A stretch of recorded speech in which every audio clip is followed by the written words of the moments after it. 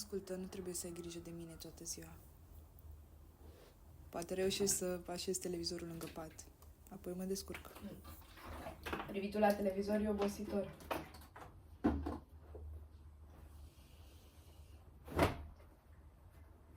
Mamă? Vreau să spun ceva. Știi, voiam să te întreb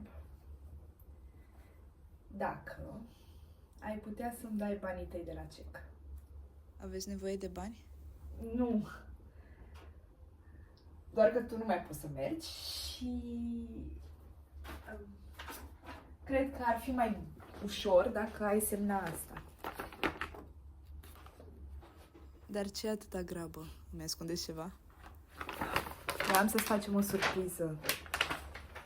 Am primit înștiințare de la Zico, primind trabantul.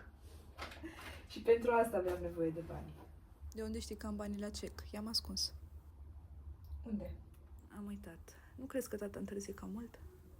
Mamă, te vei face bine. Îți vom sărba ziua așa cum facem în fiecare an. Exact la fel. Te vei face bine.